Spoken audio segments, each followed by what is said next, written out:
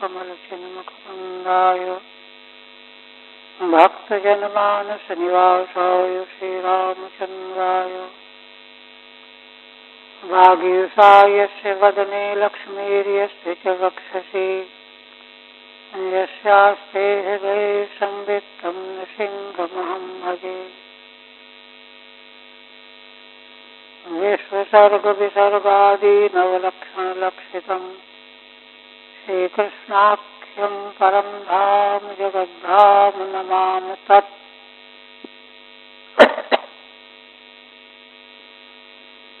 श्रीमद्भागवत के षष्ठ स्कंध के प्रथम अध्याय में अजामिल उपाख्यान चल रहा है।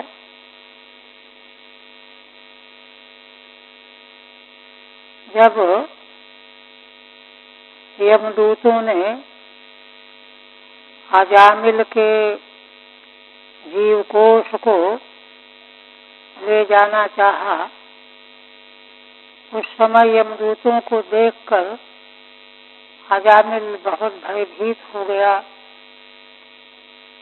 और राग आसक्त होने के कारण अपने सबसे छोटे पुत्र नारायण को आवाज दी। पुलुत स्वर में चिल्ला करके नारायण यह शब्द उच्चारण करने मात्र से श्री भगवान विष्णु के दूत तुरंत आ गए कि कोई भगवान के भक्त को पीड़ा दे रहा है। आकर के देखा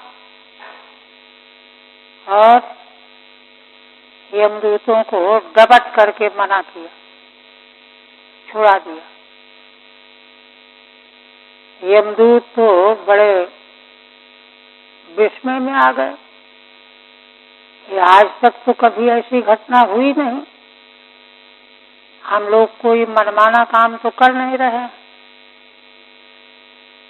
हमारे स्वामी यमराज ने हमको आज्ञा दिया है, वही हम कर रहे हैं।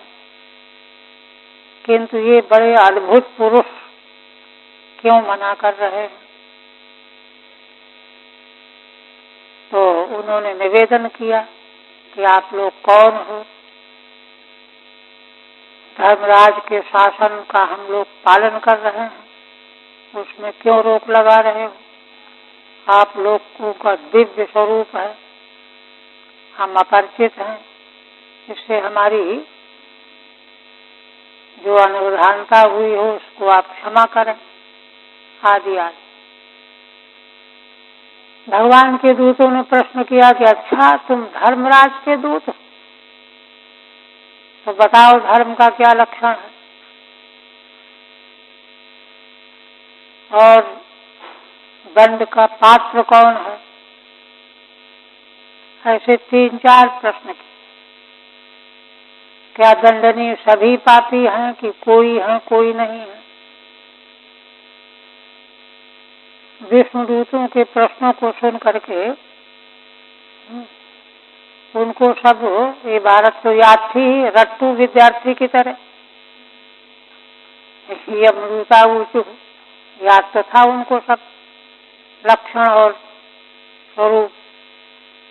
तब उन्होंने परिचय देना आरंभ किया कि हम धर्मराज के दूत हैं और आप जैसा प्रश्न कर रहे हैं तो हम जानते हैं। वेद प्रणीतो धर्म, वेद के द्वारा जिसका विधान किया गया है वही धर्म है, और विपर्य माने जिसका निषेध किया गया है वह अधर्म है।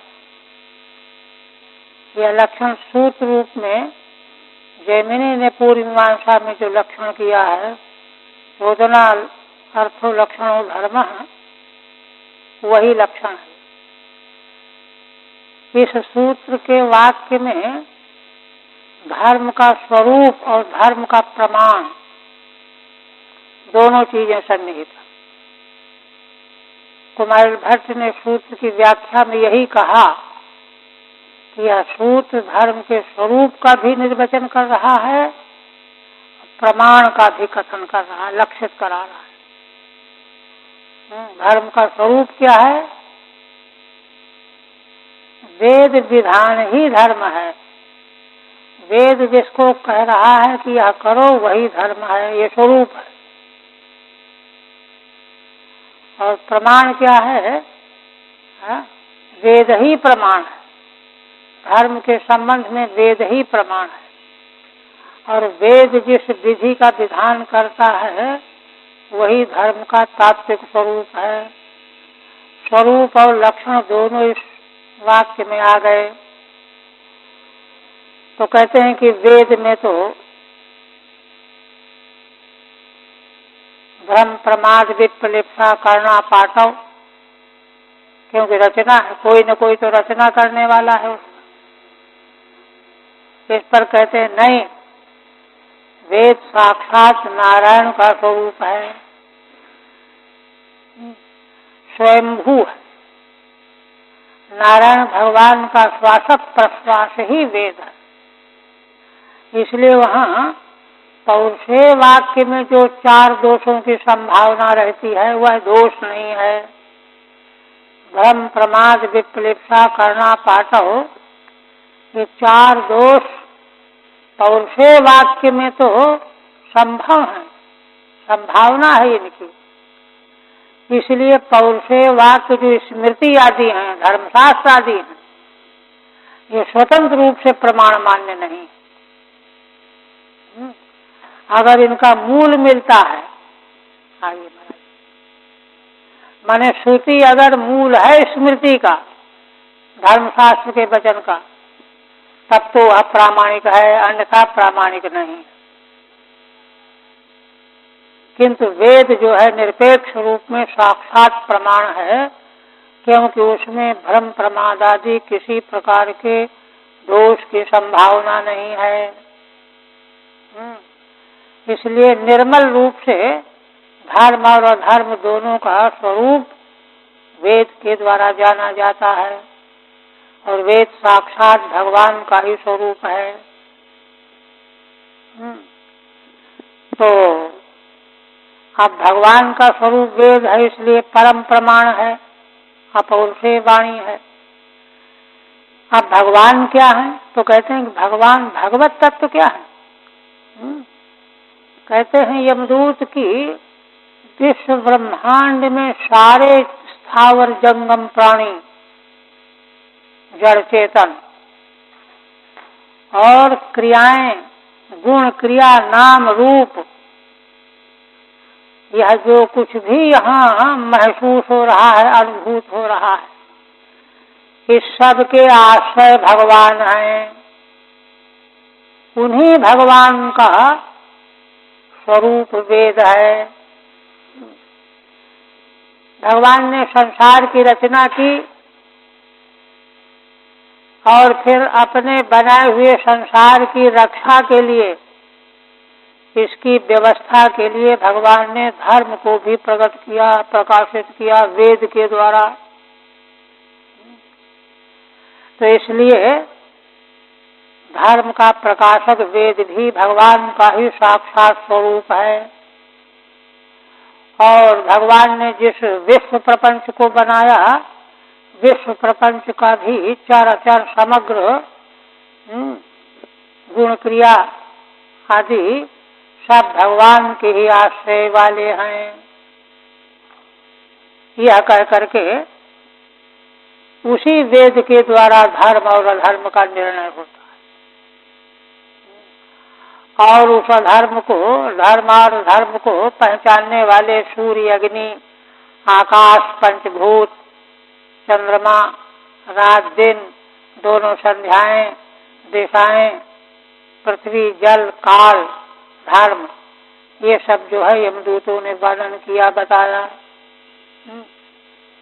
देखिए, इसका मतलब यह है कि रात दिन, सूर्य, चंद्रमा, दिशाएं और दोनों संध्याएं, ये निरानिर जड़ ही नहीं है, ये जीव मात्र के क्रियाकलाप की साक्षी भी हैं। ये जीवों के धर्माधर्म का निरीक्षण करने वाले भी हैं, ये सब जानते हैं। वही कहते हैं कि इनके द्वारा एतैर् अधर्मो विज्ञातः स्थानम दंड संयुज्यते। इन्हीं उक्त साधनों के द्वारा अधर्म जाना जाता है और वह जान लेने पर वही दंड का विषय बन जाता है। दंड संयुज्यते, दंड का स्थान माने विषय है ना। जो अधर्मकारी है, जो जीव प्राणी, वही दंडनीय है, दंड का विषय है, दंड का स्थान है। सर्वे कर्मानुरोधेनो दंडमर्हन्ति कारिणः। सभी कर्म करने वाले अपने अपने दोनों प्रकार के कर्म के अनुसार, तो दोनों प्रकार के कर्म का मतलब धर्म कर्म का परिणाम तो सुख मिलना है, उन्नति होना है, किंतु अधर्म रूप कर्म का परिणाम दंड है। दंडमर्हन्ति कारिणः। इसलिए अधर्म करने वाले कर्ता जीव प्राणी दंड के योग्य हैं, वे ही दंडनीय हैं। तो आपने जो दूसरा प्रश्न किया था उसका भी उत्तर हो गया।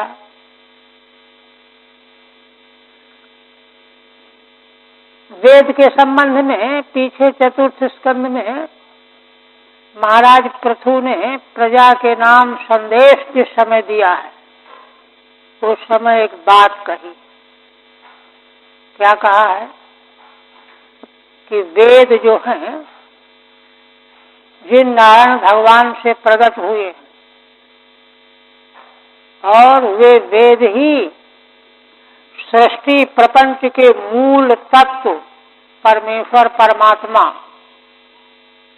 जो इंद्रियों के विषय नहीं, अतीन्द्रिय, अलक्ष्य हैं, अनिर्वाच्य हैं, उनका स्वरूप वेद प्रकट करता है। और वे ही भगवान नारायण स्वयं ही सगुण विश्व के रूप में, जगत के रूप में, संसार के रूप में प्रकट हो रहे हैं। यह संसार भगवान का मूर्त स्वरूप है। इसका भी माने जगत के मूल भगवान के निर्गुण आकार का स्वरूप का, और जो भगवान जगत के आकार में प्रकट हुए हैं, प्रकाशित हुए हैं माया के माध्यम से, उनके स्वरूप को भी वेद ऐसे प्रकाशित करने वाला है जैसे हम दर्पण में अपना मुखारविंद देख लेते हैं। ठीक ठीक अपने मुखारविंद को जैसे हम दर्पण में देखते हैं, ऐसे ही कार्य कारणातीत परब्रह्म परमेश्वर परमात्मा और उसी की मूर्ति रूप जगत का यथार्थ निरूपण जो है वेद के द्वारा प्राप्त होता है, वेद में उसका दर्शन होता है। ऐसे वेद को धारण करने वाले ब्राह्मण है ना, आदरणीय है, पूज्य है। ये महाराज पृथु का वचन है। तो वेद जो है इतनी महत्वपूर्ण वस्तु है, यह कह करके उसी वेद के द्वारा धर्माधर्म का निर्णय होता है, और उस निर्णय के आधार पर जो अधर्म करने वाले दंडनीय होते हैं, उनको दंड दिया जाता है। अच्छा, अब कहते हैं कि जब प्राणी कर्म करने वाले जो हैं, तो भला वे क्यों ऐसे कर्म करेंगे कि जिससे उनको दंड मिले? वे तो ऐसे कर्म करेंगे ही नहीं। वे तो अच्छे कर्म करेंगे सुख पाने के लिए। उस पर कहते हैं संभवन्ति ही भद्राणि विपरीतानि च अनघाः। हे निष्पाप पार्षदों, अनघाः जो है संबोधन है भगवान के पार्षदों के लिए। हे निष्पाप पार्षदों, इस संसार में जितने भी प्राणी कर्म करने वाले हैं, वे उनके द्वारा जब कर्म किए जाएंगे तो अच्छे कर्म भी होंगे, विपरीत कर्म भी होंगे। हाँ, कर्म करने वाले जीवों के द्वारा भद्र कर्म भी होंगे और विपरीत माने अभद्र कर्म भी होंगे, पाप कर्म भी होंगे, अधर्म भी होंगे। क्यों क्यों होंगे भाई? कहते हैं गुण संगोष्ठ देहवान न यह कर्म कृत, क्योंकि उन कर्म करने वालों के साथ में गुणों का संग लगा हुआ है। प्रकृति के सत्व रजतम आदि जो गुण हैं इनका संग लगा हुआ, संग माने आसक्ति, आग्रह लगा हुआ है। तो तीनों गुणों का संग लगा हुआ होने से कर्म करने वालों के द्वारा भद्र कर्म भी उत्पन्न होते हैं, प्रकट होते हैं, विपरीत माने पाप कर्म भी होते ही हैं। इसलिए यह नहीं कोई कह सकता कि वे जीव दुख के साधन पाप कर्म क्यों करेंगे। वो तो कोई भी कर्म करने वाला जो भी होगा उससे दोनों प्रकार के कर्म बनने ही बनने हैं। तो कहते हैं कि अच्छा अगर ऐसा है तो कोई कर्म ही न करे। कहते ये भी संभव नहीं। देहवान नहीं अकर्म कृत, जो भी देहधारी है संसार में जन्म लेकर के आया है वह कर्म न करे, ये तो कभी संभव ही नहीं। देहधारी को कर्म करना ही पड़ेगा। क्योंकि कर्म क्यों करना पड़ेगा? सदर चक्र का कल हमने उदाहरण दिया था, योग दर्शन में वर्णन आया है। सदर चक्र रूप यह संसार है। राग द्वेष से कर्म होते हैं, कर्मों के परिणाम स्वरूप सुख दुख मिलता है, सुख के प्रति फिर राग बनता है, दुख से द्वेष होता है और राग द्वेष से प्रेरित होकर के फिर उससे कर्म होते हैं, धर्माधर्म पुण्यापुण्य। इसलिए यह जो कोई भी देहधारी है वह कर्म किए बिना रह ही नहीं सकता, कर्म तो उसको करना ही पड़ेगा। यहाँ तक हुआ था कल। येन यावान यथा धर्मो अधर्मो धर्मो वेह समीहितः, इस प्रतिपादन का निष्कर्ष यमदूत बता रहे हैं। जिस प्राणी के द्वारा, मनुष्य के द्वारा, यावान माने जितना वजन में और यथा माने जिस प्रकार का, अधर्म चाहे धर्म किया गया है, समीहित है ना, मन के द्वारा चाहे देह के द्वारा, मनसा वाचा कर्मणा, साएव तत्फलम भुंक्ते तथा तावदमुत्र वही। तो वही मनुष्य प्राणी जीव उस धर्म और अधर्म दोनों कर्मों का फल भोगता है। तथा तावद अमूत्र वही, अमूत्र माने परलोक में जाकर के धर्म किया है तो सुख फल मिलेगा, अधर्म किया है तो यातनाएं मिलेंगी, फल भोगना पड़ेगा। ठीक है।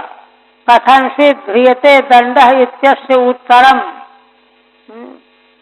किस प्रकार से दंड का विधान किया गया है इसका उत्तर है ये नेति।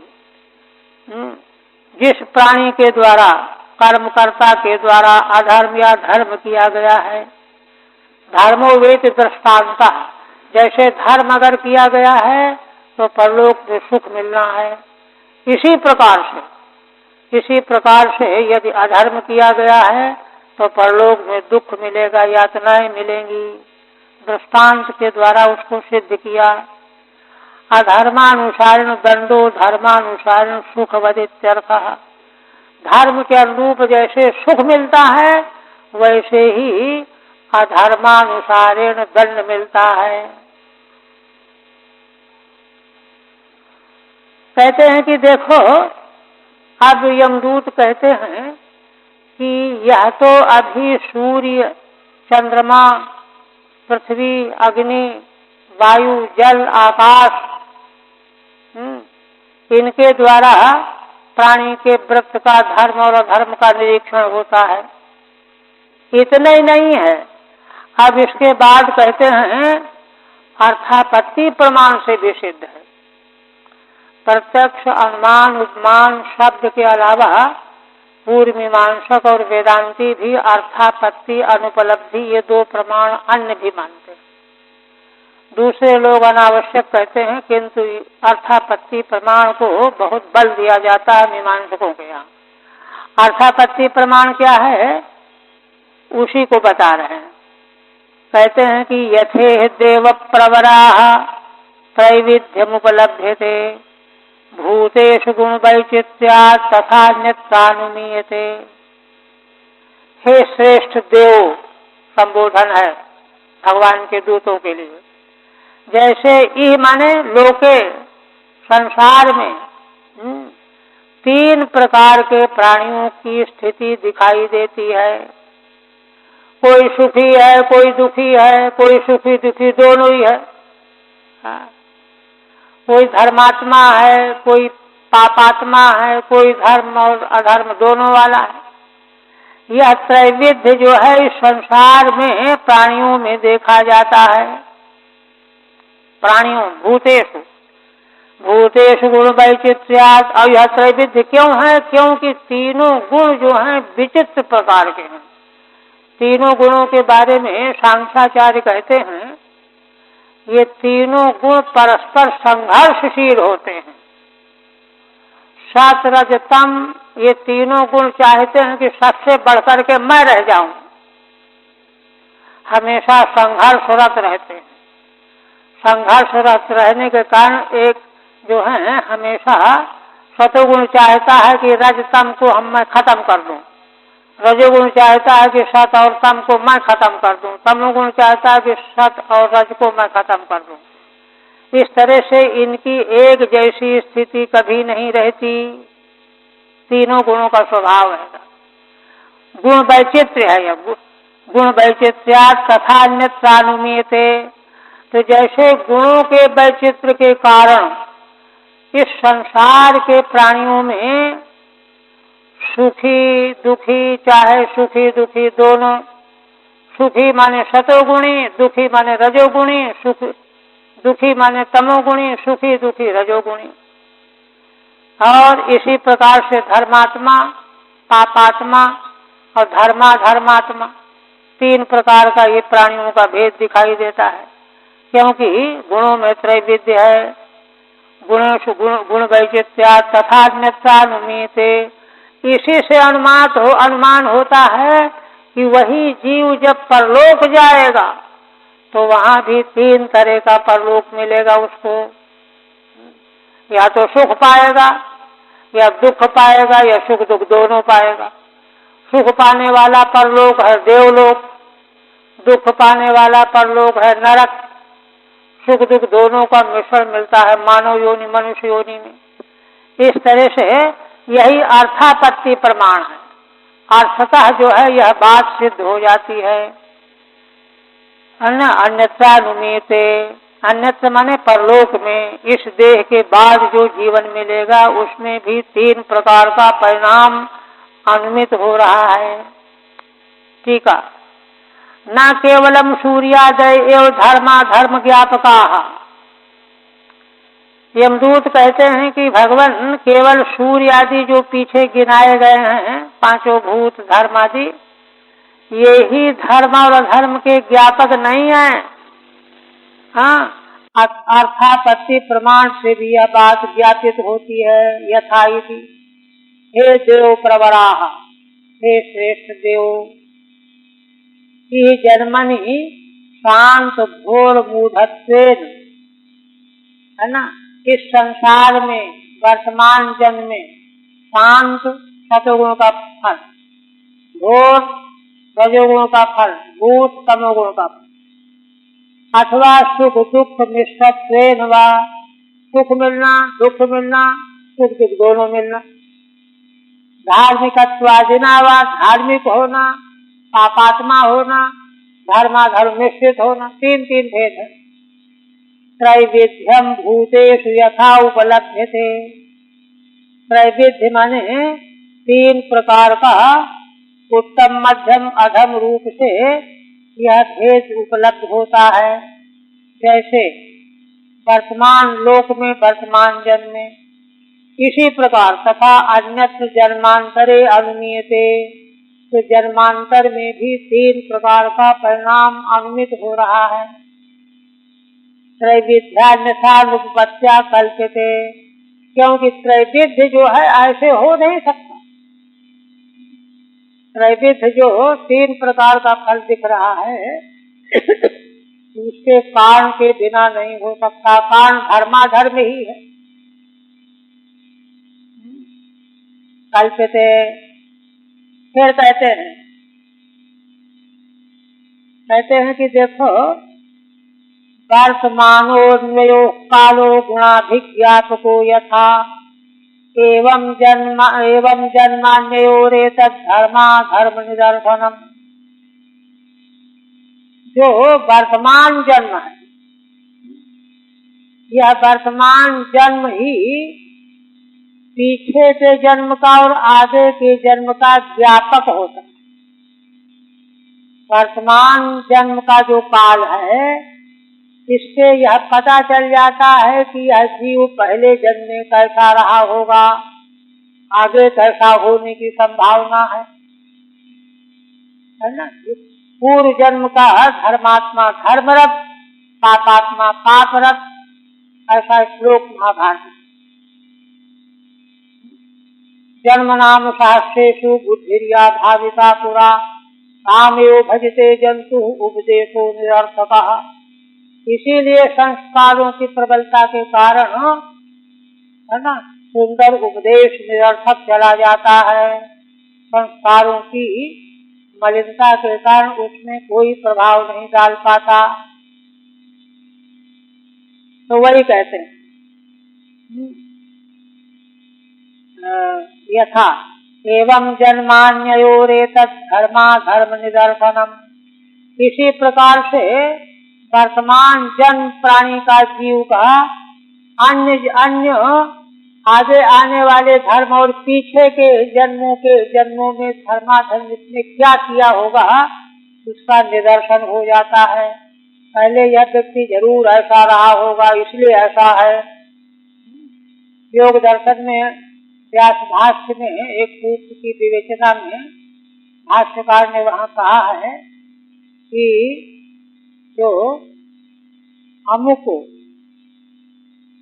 अस्थेय या किसी उसके यम की सिद्धि का फल बताया है कि इस यम की जो सिद्धि प्राप्त कर लेता है तो उसके सामने जो कोई भी जीव आता है उसके पिछले अनेक जन्मों का उसको इतिहास मालूम हो जाता है। उस संयम के बल ये बताया कि पहले ये ऐसा रहा होगा, वैसा रहा होगा, बिल्कुल ठीक ठीक, आगे ऐसा होगा वैसा होगा, एकदम ठीक ठीक। तो देखिए, योगी ने वर्तमान मनुष्य के स्वभाव और उसके क्रियाकलापों को देख करके पूर्व का जान लिया, आगे का जान लिया। वही बात यहाँ कह रहे हैं, एवं जन्मान्योरेतद् धर्म निदर्शनम। ठीक है, वर्तमान जन्मना पूर्वा पर जन्म धर्म ज्ञानम भवतीति सदृष्टान्त माहु। वर्तमान जन्म के द्वारा पूर्व का जन्म पहले कैसा रहा होगा, आगे का जन्म आगे कैसा होगा, है ना। पहले इसमें धर्म कैसे था, आगे कैसा धर्म रहेगा, इसका ज्ञान हो जाता है। सदृष्टान्त माहु, इस बात को दृष्टांत के द्वारा स्पष्ट करते हैं। वर्तमानो बसंतादि काल, बसंतादि काल जैसे है, बसंत ऋतु में फूल खिलते हैं, जिनमें फल आने का समय फल आते हैं, है ना। तो उसको देख करके अनुमान हो जाता है कि इसके पहले वाला बसंत जब आया रहा होगा तब भी इनमें फूल खिले होंगे, आगे बसंत आएगा उसमें भी फूल फलेंगे। अन्योर भूत भविष्योर बसंतयोर ये गुणा, भूतकाल वाले बसंत में जो फल फूल रहे होंगे, आगे जो भविष्य में आएगा बसंत उसमें जो फल फूल होंगे, गुण होंगे। पुष्प फलादयः तेषाम अभिज्ञापको यथा, वह वर्तमान काल पहले के काल का और आगे के काल का ज्ञापक बन जाता है। एवं ये दृष्टांत है, इसी दृष्टांत के अनुसार एवं एतज्जन्म अन्योर भूत भावी जन्मनोर धर्मा धर्मौ निदर्शयति तथा। इसी प्रकार यह जो वर्तमान जन्म हमारा है, यह अन्य जन्मों का, भूतकाल का पीछे का, भविष्य का एक आगे का।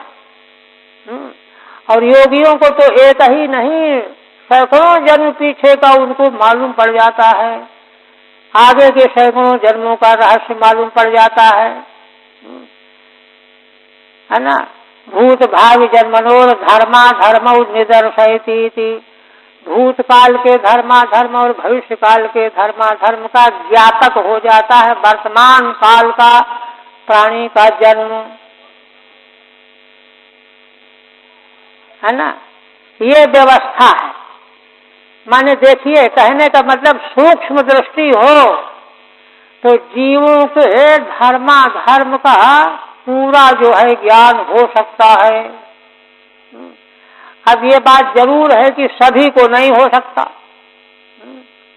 इसीलिए ये तो दैवी शक्तियां हैं ना, सूर्य चंद्र आदि जिनका वर्णन किया गया पीछे, इनको तो ज्ञान होगा ही, ये तो व्यापक है। आप आगे एक बात और कहते हैं कि मनसयु पुरे देव पूर्व रूपम विपश्यति अनुमीमांसते पूर्वम मनसा भगवान जहा। यमदूत कहते हैं कि हमारे स्वामी भगवान यमराज अजन्मा, हाँ, वे भगवान यमराज आज अपने मन के द्वारा ही अपनी संयमनी पुरी में राज सिंहासन में बैठे रहते हैं, जाके नहीं देखते कहीं। वो देव है ना, पूर्व रूपम विपश्यति, प्राणी के बारे में जान लेते हैं कि इसने पहले ऐसे ऐसे कर्म किए हैं, ये गड़बड़ करने वाला है, और उन कर्मों के फलस्वरूप इसको आगे कहाँ जाना पड़ेगा ये भी जान लेते हैं। अनुमीमांसते पूर्वम मनसा भगवान जहा। अनुमीमांसते का मतलब है कि आगे इसको कैसा नरक, कैसी यातना इसको दी जानी चाहिए, माने किस कोटि का अपराध है इसका, है ना, बीमारी कैसी है उसके अनुसार दवा दी जाएगी ना। तो अनुमीमांसते अपूर्वम, अपूर्व रूप में पहले से वे इतने ज्ञाता होते हैं। मनसा भगवान जहा, अपने मन के द्वारा पूर्व का सब जान गए और मन के द्वारा आगे इसके कर्मानुसार क्या इसको सुख दुख मिलना है यह भी जान जाते। एक श्रुति है, भगवान परमेश्वर परमात्मा सा सर्वज्ञ सा सर्वविद। तो सर्वज्ञ सर्वविद श्रुति की व्याख्या एक बार महाराज जी वाराणसी में करने लगे। कहने लगे कि देखो भाई, इसका अर्थ दोनों पदों का अर्थ तो एक जैसा लग रहा है। सर्वान जानाति सर्वज्ञ, सबको जानने वाला, सब कुछ जानने वाला सर्वज्ञ, और सर्वित माने सब कुछ जानने वाला, विज्ञाने धातु है। फर्क क्या है? वेद में एकार्थक धातु का 2 बार पद प्रयोग क्यों किया गया? तब महाराज ने विवेचन करते हुए कहा कि देखो, एक सामान्य ज्ञान होता है, एक विशेष ज्ञान होता है। सामान्य ज्ञान तो हम लोग भी थोड़ा बहुत इंद्रियों के माध्यम से कर लेते हैं, ये बगीचा है, ये आकाश है, इतना सामान्य ज्ञान तो हमको भी हो जाता है, सामान्य जीवों को। भगवान कैसे हैं, लेकिन हमारा सामान्य ज्ञान भी सीमित है। जो इंद्रियों की पकड़ में उसको तो हम जान लेंगे, और जो अतीन्द्रिय उसको हम क्या जानेंगे। किंतु भगवान तो अतीन्द्रिय है ना, जीव और पदार्थ विषय तो उनको ज्ञान होता है। अनंत ब्रह्मांड में, अनंतानंत काल में कौन कौन जीव हुए, कहाँ कहाँ उनको कर्म फल भोगने के लिए पैदा होना है, यह सब जानते हैं।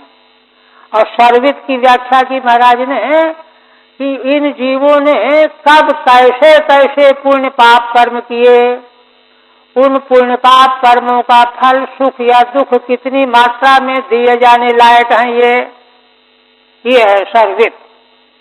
इस सब को भी रहस्य को भगवान साक्षात जानते। जैसे उन्हीं भगवान ने तो यमराज को शासक के पद पर नियुक्त किया है, इसलिए उन्हीं भगवान सर्वात्मा भगवान की कृपा, जिनकी स्तुति करेंगे यमराज आगे, उन्हीं सर्वात्मा नारायण भगवान की कृपा से भगवान ने सामर्थ्य दे रखा है। जैसे ब्रह्मा को सृष्टि का सामर्थ्य दिया, वैसे ही यमराज को सब कुछ जान करके दंड विधान का सामर्थ्य देंगे ना, तब तो बनेगा मामला। तो इसलिए भगवान की महिमा से सकाश से वे सब जीवों के पूर्व कर्मों को भी जान लेते हैं, और आगे ये कहाँ जन्म देने लायक है, किस लायक है, कैसी यातना देने लायक इसने पाप किया है, यह सब जान करके उसका व्यवस्था कर देते हैं। ये फिर कहते हैं, ठीक है, अयम च धर्माधर्म ज्ञान प्रकारो अन्येषां, ऊपर जो धर्माधर्म का ज्ञान बताया गया है योगियों की दृष्टि से, और पंचभूत और सूर्य चंद्रमा को जो ज्ञान होता है ना, उनको तो होता ही है, ठीक ठीक योगियों को भी हो जाता है। किसी व्यक्ति के स्वभाव पाप पुण्य कर्मों को देख करके पूर्व का और आगे का बताया पीछे। अन्यों के लिए धर्मराजस्तु मनुष्य सर्वम पश्यति इत्याहु, किंतु हमारे स्वामी धर्मराज यमराज तो मन से अपने घर में बैठे बैठे सब जान लेते हैं। पूरे संयमिन्याम स्थित देवो यमो देहे, संयमनी पुरी में स्थित रहते हुए भगवान यमराज यमदेव देहे स्थितो अंतर्यामी वा, अथवा देह में स्थित सभी देहों में अंतर्यामी रूप से भगवान स्थित हैं। अंतर्यामी के द्वारा यमराज को मालूम पड़ जाता है। जीव से पूर्व रूपम धर्मा धर्मादि युक्तम विशेषण पश्यति, जीवों के पूर्व रूप को जिसने धर्म किया कि अधर्म किया है विशेष करके देख लेते हैं भगवान अंतर्यामी। अनंतरम अपूर्वम रूपम मीमांसते, और देख करके फिर इसके बाद इसको क्या देना चाहिए, कैसा दंड देना चाहिए, क्या रूप मिलना चाहिए, यह भी चिंतन कर लेते हैं। यद्यस्यानुरूपम तद विचारयति, माने जिस जीव के लिए अनुरूप जो फल होना चाहिए उसका विचार कर लेते हैं। यह तो असौ भगवान अजः, क्योंकि ये भगवान यमराज अजन्मा हैं, सर्वज्ञ हैं, है ना, ब्रह्मा के तुल्य हैं, परमेश्वर के तुल्य ही हैं, परमेश्वर के कृपा पात्र हैं। यथाद्यस्तमसा युक्त उपास्ते व्यक्तमेव ही, न वेद पूर्वम परम नष्ट जन्म स्मृतिस्तथा। आप कोई यह प्रश्न कर दे कि जैसे ये सब देख लेते हैं जीव के पूर्व का और आगे का, उसी प्रकार से जीव को नहीं देख पाता,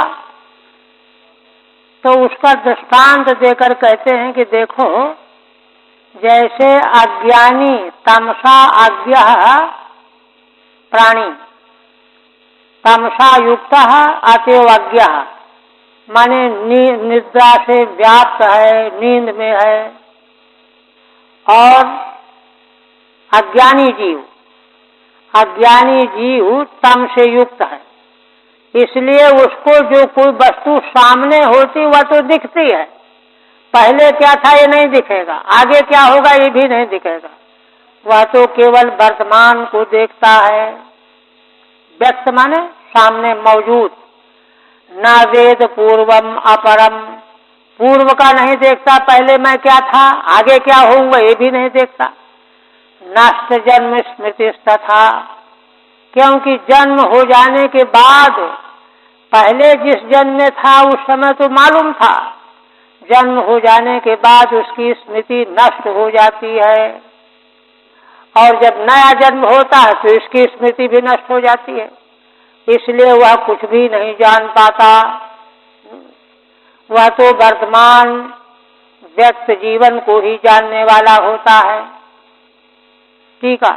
जीवस्तु ईश्वरेण उपस्थापितम वर्तमानम देहम पश्यति। ईश्वर के द्वारा निर्मित वर्तमान देह को तो जीव देखता है, न तो पूर्वम अपरम च, पहले के देह को और आगे कौन देह मिलने वाला है इनको नहीं देखता।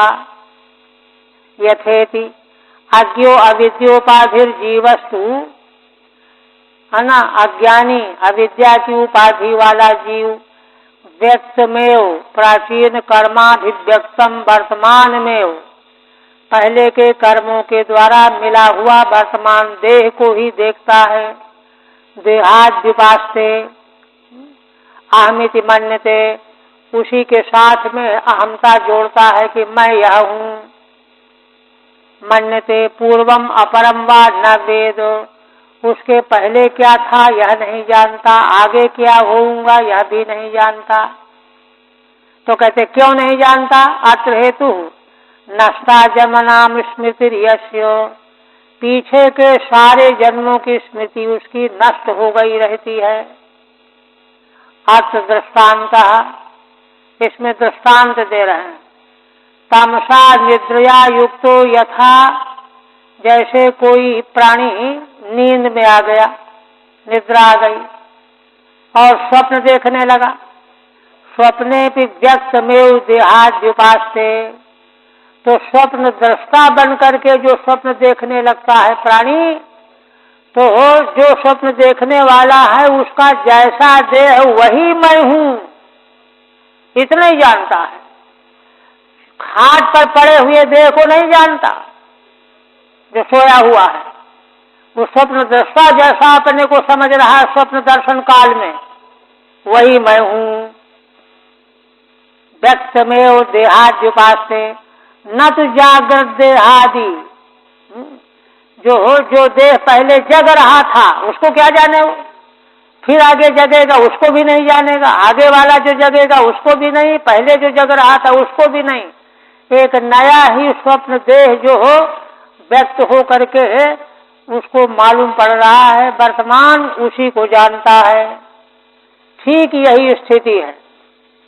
सारे जीव ईश्वर प्रदत्त प्रारब्ध के अनुसार वर्तमान देह को जानते पहचानते हैं, पूर्व और आगे का नहीं जानते। पूर्व स्वप्ना विगतम वा तद्वदित्यर्थ, अथवा पूर्व के दिन जो स्वप्न देखा था उसको भी नहीं जानते, माने और किसी को किसी को भी नहीं जानते। ये है, ये जीव की स्थिति है। आप देखिए, है ना, यमदूतों ने भगवान के दूतों को उन्होंने जो प्रश्न किया वह तो उत्तर दिया ही, लेकिन उसके साथ में सारी परिस्थिति का निरूपण कर रहे हैं। पंचभी कुरुते स्वार्थान पंच वेदाथ पंचभी, एकस्तु षोडशेन तेन स्वयं सप्तदशोष्णुते। आप कहते हैं कि ऐसा देखिए, जीव का एक स्वभाव बताया गया कि केवल वह व्यक्त वर्तमान देह के अलावा और कुछ नहीं जानता, भूत देह को भावी देह को कुछ नहीं जानता। स्वप्न के दृष्टांत से सिद्ध कर दिया। आप देखिए कि वह जीव भोग कैसे भोगता है, वर्तमान देह को तो जानता है, जितना जानता है जिस देह को उसी के द्वारा भोग कैसे भोगता है उसको बता रहे हैं।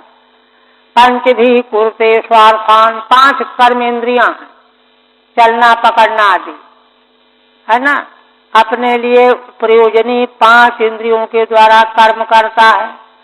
पंच वेदाथ पंचभी, और दूसरे पंचभी 5 ज्ञानेंद्रियों के द्वारा 5 प्रकार के विषयों का ज्ञान करता है, शब्द स्पर्श रूप रस गंध।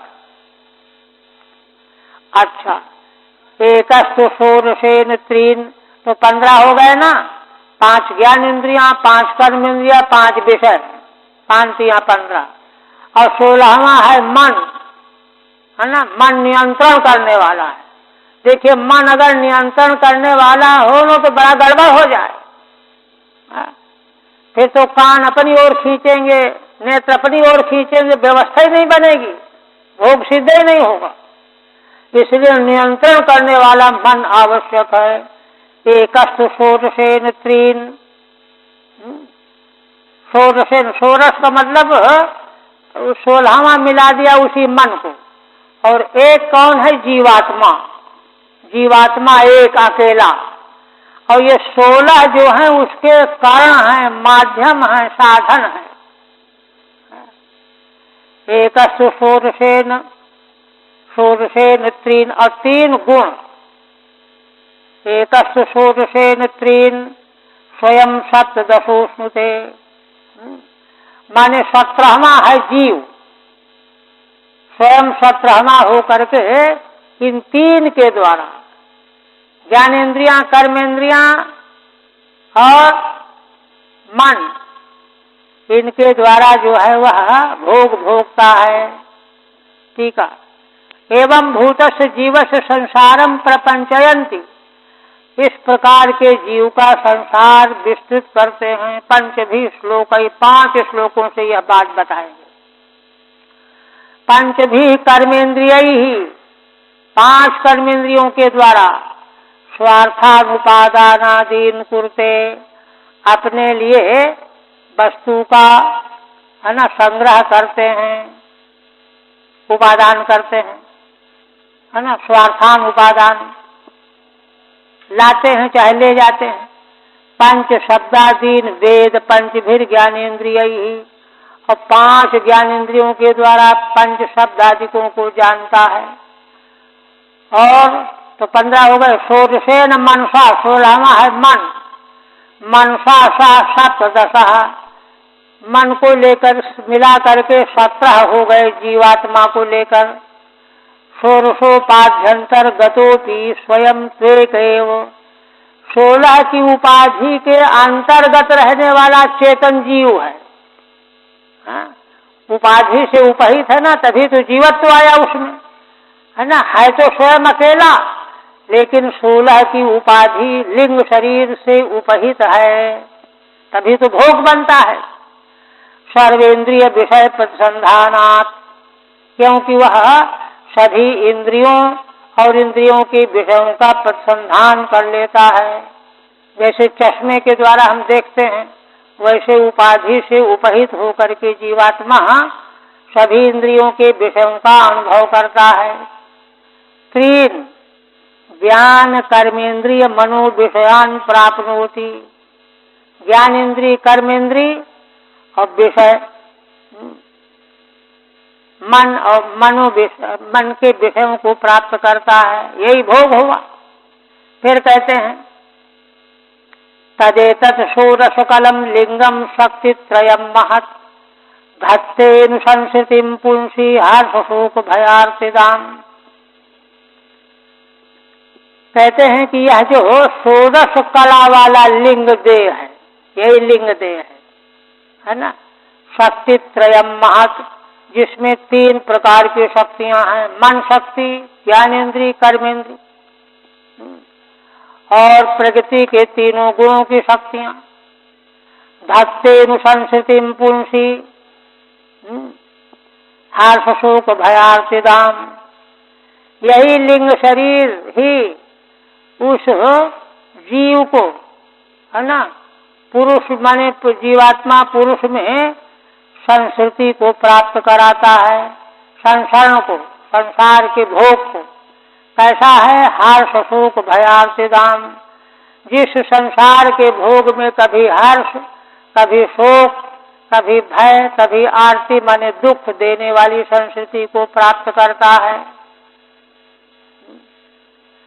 तदेतल लिंग शरीरम शक्तित्रयम, यह लिंग शरीर 16 तत्वों वाला, और शक्तित्रय माने गुणत्रय कार्यम, 3 गुणों का कार्य है यह लिंग शरीर 16 तत्वों वाला।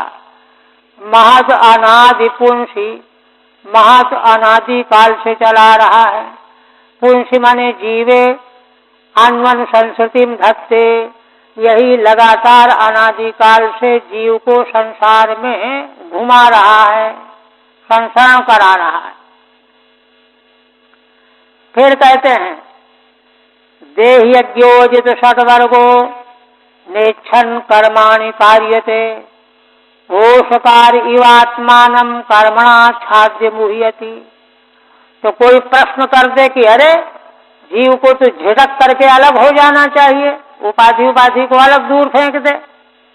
कहते नहीं, देही माने जीवात्मा, देहवान, देह अस्य असौ देही जीवात्मा उस देह को ही अपना स्वरूप मान लेता है, तभी तो देही कहा जाता है। अज्ञानी है माने वह मैं देह नहीं हूँ, इंद्रिय नहीं हूँ, मन नहीं हूँ, ऐसा ज्ञान उसको होता ही नहीं है। उपाधि से तादात्म्यपन्न हो गया है, घुल मिल गया है ना। ऐसा क्यों है? अजित षड्वर्ग, 6 वर्गों को उसने जीता नहीं।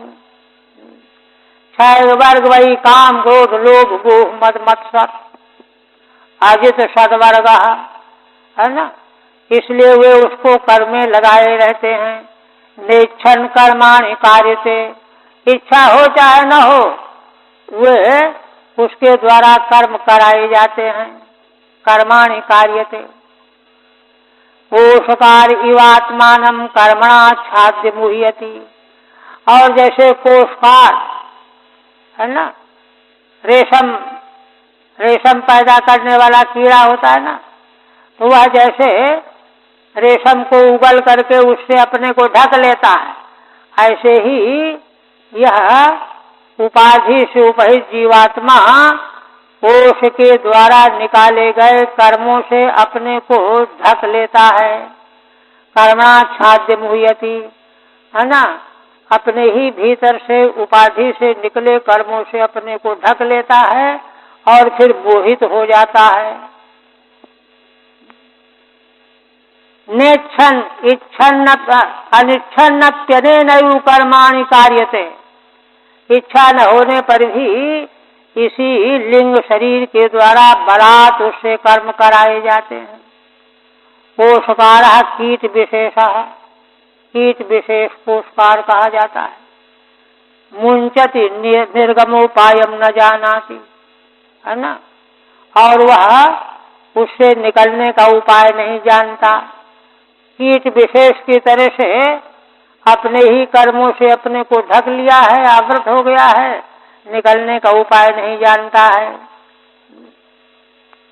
फिर कहते हैं नहीं कश्चित् क्षणमपि जातु तिष्ठत्य कर्मकृत् कार्यते हवसः कर्म गुणैः स्वाभाविकैर्बलात्। यमदूत कहते हैं कि कोई भी प्राणी बिना कर्म किए एक क्षण भी रह नहीं पाता। आवश्यक कर्म गुणैः कार्यते, प्रकृति के गुणों के द्वारा, सत्वरजतम गुणों के द्वारा है ना, बलात् उसके द्वारा कर्म कराए ही जाते हैं। स्वाभाविकैर्बलात्, गुणों का स्वभाव है परिणाम होते रहना, परिणत होते रहना।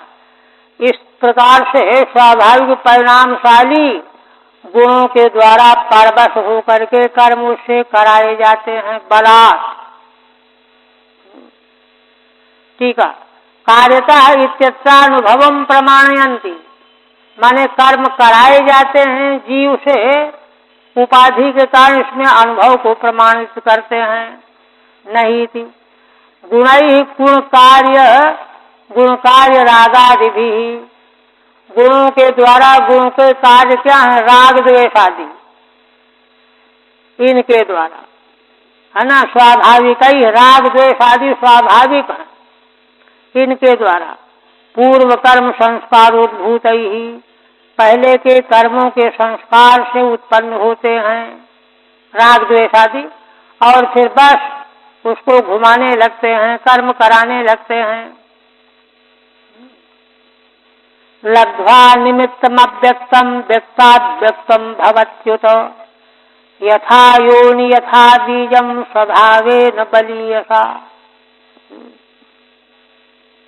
कहते हैं कि देखिए, माने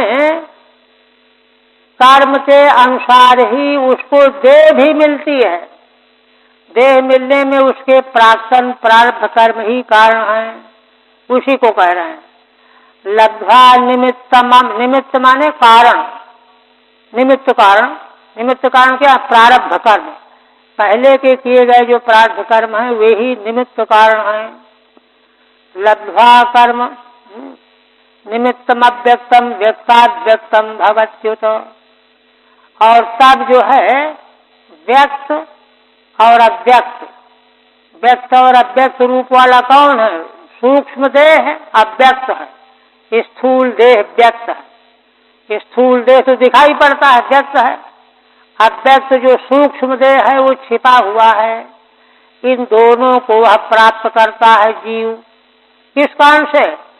प्राक्तन जो उसके प्रारब्ध कर्म हैं वे ही निमित्त बनते हैं, या वासनाएं निमित्त बनती हैं।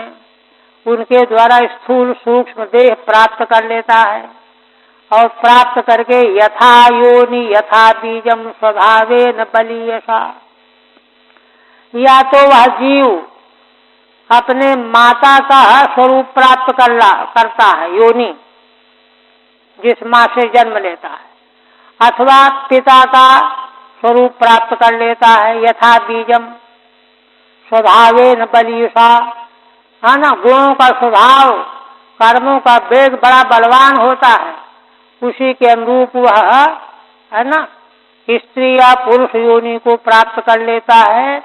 इन दोनों प्रकार की योनियों को प्राप्त करने का कारण भी उसके प्राक्तन प्रारब्ध कर्म ही जिम्मेदार हैं। ठीक है। कर्म वशेन च तदनुरूपो देहो भवति इत्याहु, प्राक्तन कर्म के परवश हो करके उन्हीं कर्मों के अनुरूप ही उसको देह मिलता है। लब्धेति, अव्यक्तम अदृष्टम निमित्त कारण है वही प्रारब्ध। निमित्तम लब्ध्वा, निमित्त अव्यक्त कारण को प्राप्त करके, व्यक्ताव्यक्तम माने स्थूल सूक्ष्म, तदनुरूपम स्थूलम सूक्ष्मम च शरीरम भवति, स्थूल शरीर भी उसी के अनुरूप और सूक्ष्म शरीर भी उसी के अनुरूप। ज्ञानेन्द्रियां कर्मेंद्रियां, हाँ, ये सूक्ष्म शरीर के अंग है ना, तो ये भी उसी के अनुरूप मिलेंगे, कर्म के अनुरूप मिलेंगे। यथा योनि माने मातृ सदृशम, माँ के समान। यथा बीजम माने पितृ सदृशम, पिता के समान। स्वभाव वासनया, स्वभाव माने वासना, उस वासना के प्रभाव से जीव की मरण काल में वासना बन जाती है कर्मों के अनुसार, उसी वासना के वेग से उसको वह शरीर मिलता है। सुख शोणितयोर एकत्वेपि, यद्यपि सुख और शोणित तो एक हो जाते हैं, कर्म वासनया माता पितृ सदसो देहो भवति इत्यर्थः, किंतु कर्म की वासना से माता पिता के समान उसका देह बन जाता है। इस तरह से यमदूतों ने भगवान के पार्षदों के सामने संसार क्या है, संस्कृति क्या है, धर्माधर्म क्या है, कैसे होता है, यह सब वर्णन कर रहे हैं। अब उपसंहार करते हैं।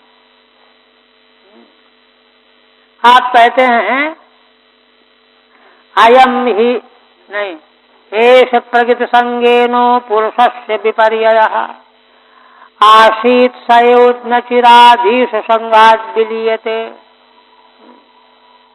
कहते हैं कि यह जो प्रकृति के साथ में प्रकृति के गुणों से जो संग मिल गया है जीव को, जिससे संस्कृति प्राप्त हो गई है,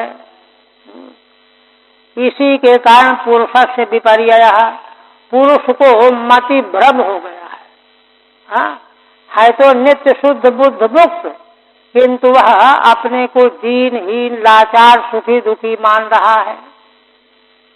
आसीत सयो न चिराधीश संगात विलीयते, तो इसको विपर्य प्रकृति के गुणों के संग से हुआ, अब इससे बचेगा कैसे?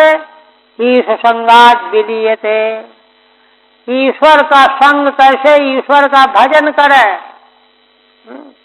तो शीघ्र ही यह प्रकृति के गुणों का संग समाप्त हो जाए तो यह विपर्य रूप जो सृष्टि संस्कृति मिली हुई भी समाप्त हो जाए। विलीयते संसार चक्रम उपसंहरन्तो मुक्ति प्रकार माहु। संसार चक्र का उपसंहार करते हुए मुक्ति का प्रकार बता रहे हैं। ऐसा ही थी ईश संगात परमेश्वर भजनात्। ईश संग माने परमेश्वर का भजन निरंतर, उससे यह प्रकृति के गुणों का संग समाप्त हो करके जीव मुक्त हो जाता है। अब इतना वर्णन करके जो प्रश्न किया था उन्होंने उसका उत्तर दे करके अब अजामिल के पाप का वर्णन कर रहे हैं। कहते हैं कि हे पार्षदो अयम ही श्रुत संपन्न शील वृत्त गुणासु गुणालय व्रतव्रतो मृदुर्दांत सत्यवान मंत्र विच्छुचि। यह जो अजामिल ब्राह्मण है यह ज्ञान से संपन्न था, शील आचरण और गुणों का तो घर ही था। यह बड़ा अच्छा शील था, आचरण था और बहुत गुण थे। व्रतव्रतो मृदुर्दांत सत्यवान मंत्र विच्छुचि, है ना।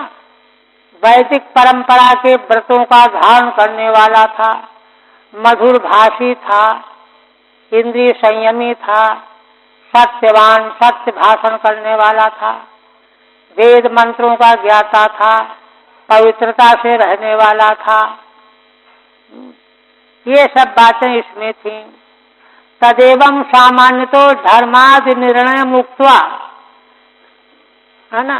श्रीधर स्वामी कहते हैं इस प्रकार से सामान्यतः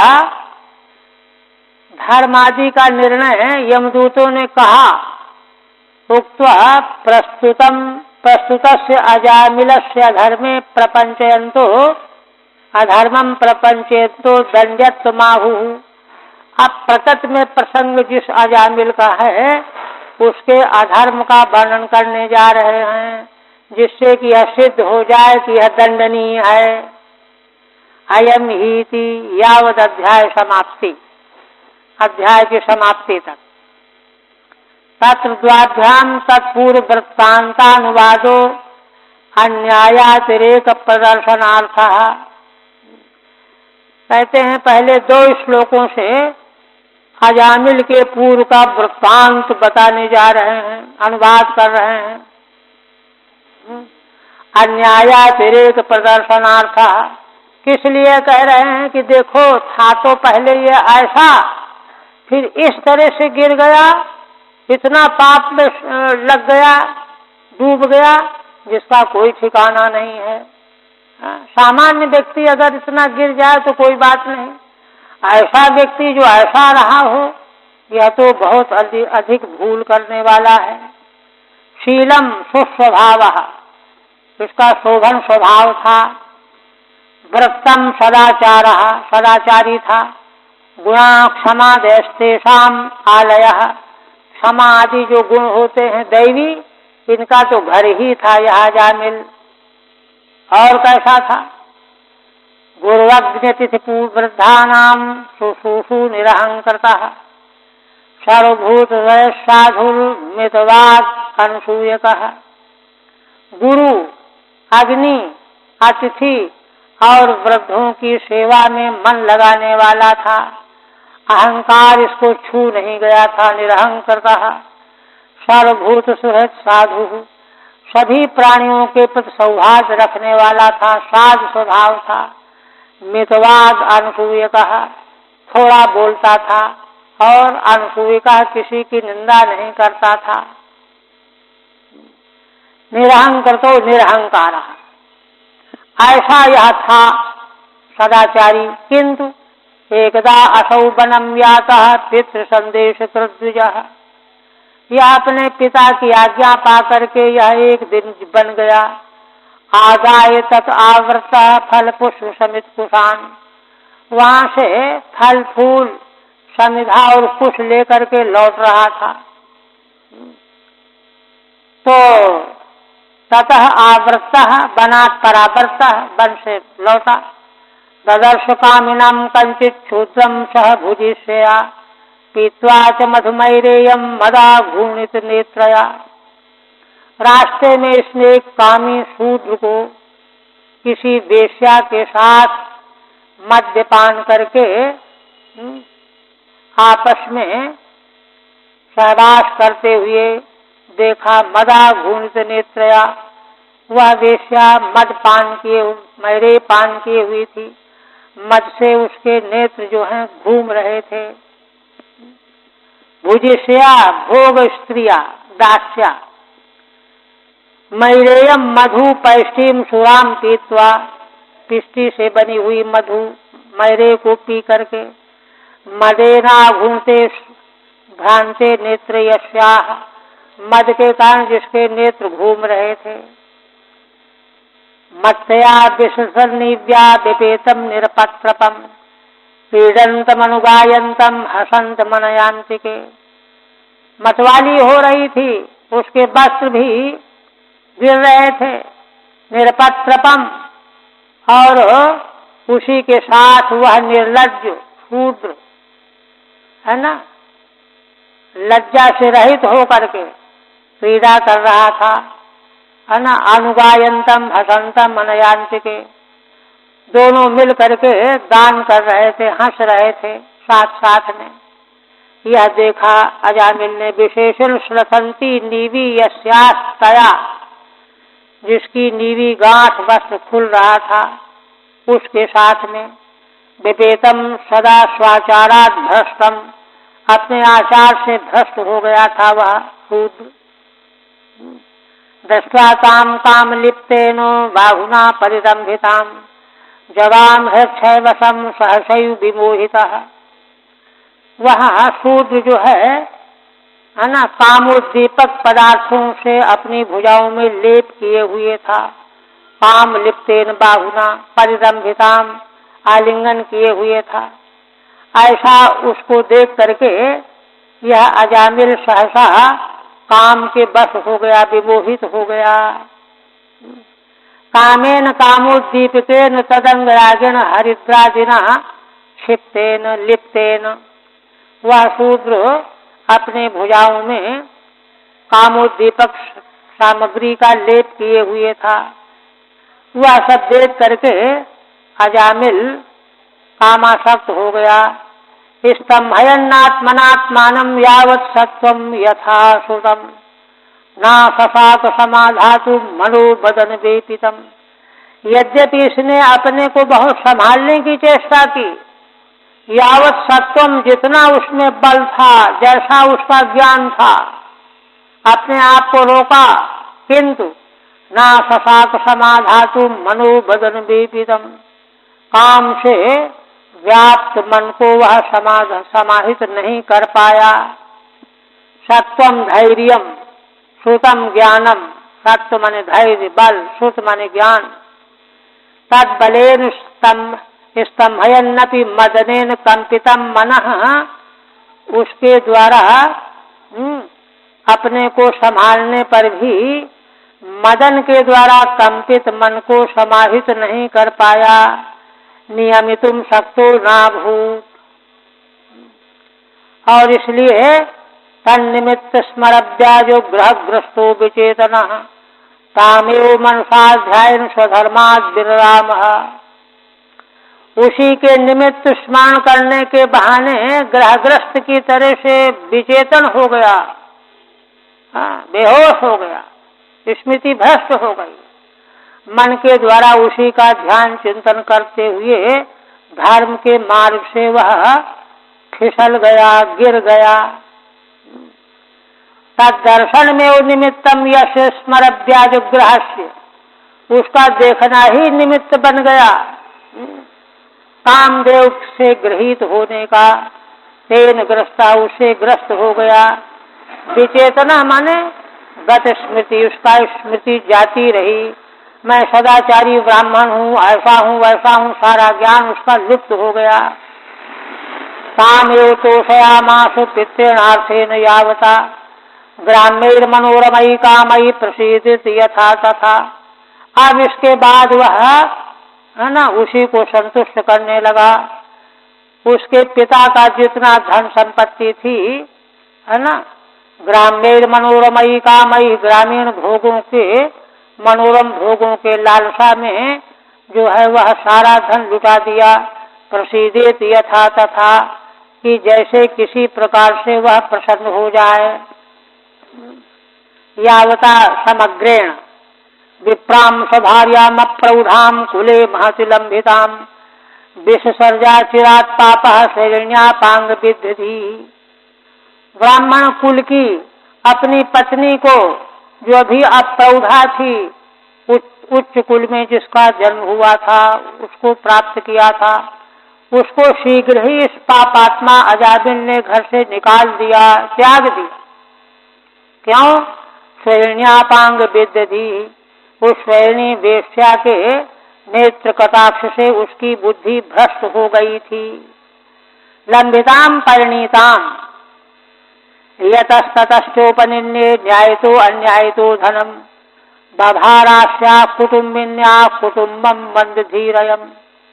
अब तो यह अजामिल यहाँ वहाँ से धन खींच करके लाता, न्याय से चाहे न्याय से, और इस दासी कुटुम्बिनी के कुटुंब का भरण पोषण करने लगा, क्योंकि यह मंद बुद्धि का हो गया था। मंद धीरयम यदसौ शास्त्र शास्त्र मूल्लंघ्य, अब उपसंहार करते हैं यमदूत।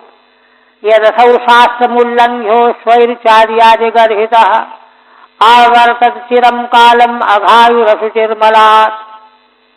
हे देवताओं, है ना, यह चूंकि शास्त्र का उल्लंघन करके स्वेच्छाचारी हो गया, आज मार्ग से गिर गया, गर्हित जीवन व्यतीत करने लगा।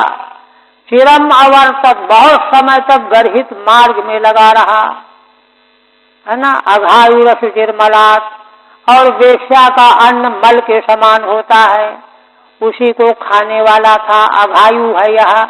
असुचिर्मलात्, मल सदृश अन्न का भक्षण करके इसका रोम रोम अपवित्र हो गया है। रूपम आयुर्यस्य, इस अजामिल की आयु भी अघरूप ही हो गई है। क्यों? मल में वो तदीय मन्नादिकम मत्तीति, मल ही है उसका अन्नादि, ये खा रहा था अब तक।